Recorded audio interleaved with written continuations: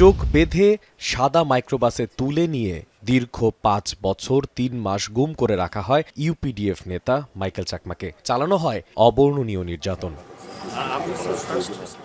বুধবার সকালে আন্তর্জাতিক অপরাধ ট্রাইব্যুনালে অভিযোগ দায়ের করতে আসেন তিনি। এ সময় তার সাথে ছিলেন আলোকচিত্রী শহীদুল আলম ও অধ্যাপক রেহনুমা আহমেদ। গুমের ঘটনায় শেখ হাসিনা সহ অজ্ঞাতনামা আসামির বিরুদ্ধে মৌখিক অভিযোগ দায়ের করেছেন তিনি। পরে গুমের ঘটনার বর্ণনা দেন মাইকেল চাকমা। একজন নাম ধরে দেখেছিল মাইকেল ডা বলে, তারপর আমি তাদের দিকে তাকালাম, সাথে সাথে আমাকে ২-৩ জন লোক কলারে ধরলো বা হাতে ধরলো, এভাবে কোমরে বেলে ধরলো। তারপরে একজন লোক মানে গাড়ির জন্য ফোন দিল, বললো তাড়াতাড়ি গাড়ি পাঠান। সাথে সাথে একটা গাড়ি চলে আসলো, সাদা মাইক্রোবাস। তারপর ওখানে আমাকে তুলে ফেলা হলো, মানে ৪-৫ জন লোক আমাকে একটু আড়াল ধারাল করে, যেন লোকজন কম দেখে ঠিক মতো দেখতে না পায়। এভাবে খুব তাড়াতাড়ি গাড়ি তুলে আমাকে নিয়ে যায় কল্যাণপুর থেকে। মানে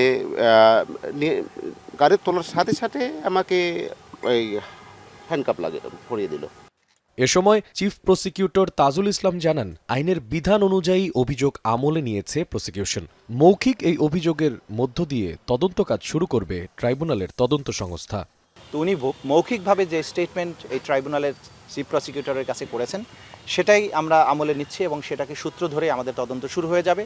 পরবর্তী সময়ে উনি যে সমস্ত বক্তব্য এবং অন্যান্য প্রমাণাদি তার গুম হয়ে যাওয়ার পরবর্তী সময়ে মিডিয়াতে যে সমস্ত রিপোর্ট হয়েছিল বা আরও যা কিছু আছে সেগুলো উনি আমাদেরকে সরবরাহ করবেন।